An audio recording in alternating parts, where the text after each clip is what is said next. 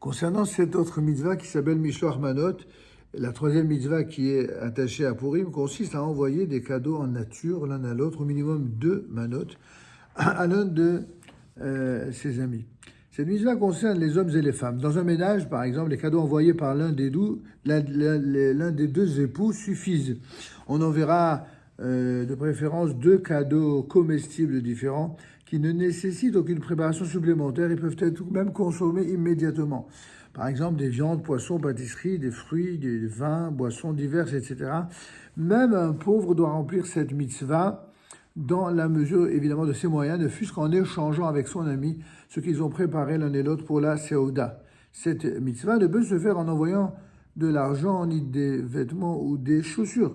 Les cadeaux envoyés devront être présentés de manière à faire plaisir. Il ne faut pas que ce soit juste quelque chose d'automatique ou de symbolique.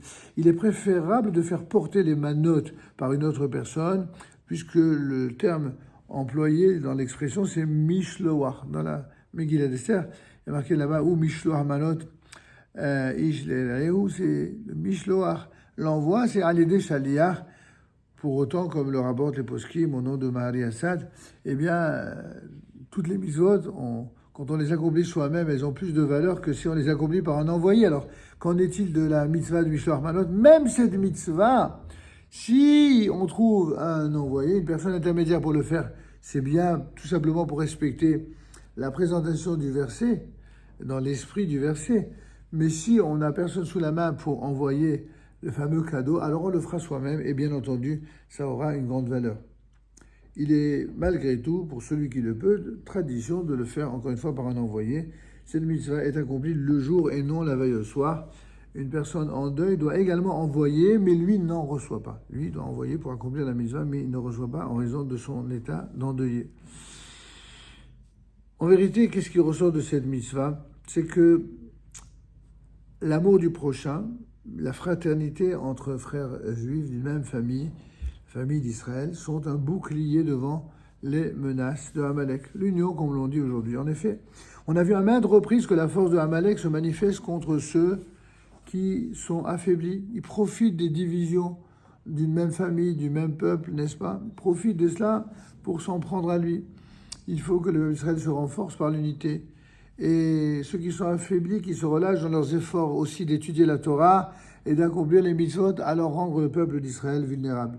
Voyant la gravité du danger qui menaçait notre peuple, Esther ordonna à Mordechai, va, rassemble tous les Juifs. Elle lui demanda de rétablir l'unité, l'harmonie entre les différentes couches de la population juive, toutes les composantes du peuple d'Israël, et ce afin que l'ennemi n'ait plus de prise sur eux, même sur les plus faibles.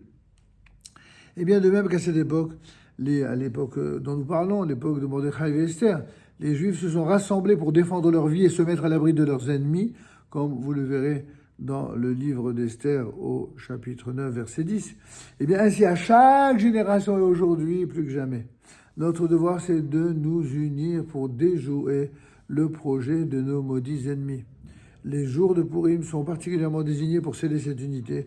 Aussi nos sages ont-ils institué les mitzvot de Mishloach Manot et de dons aux pauvres, de l'envoi des cadeaux uniquement pour resserrer les liens, pour redonner l'amour entre les différentes composantes de la communauté et de la nation.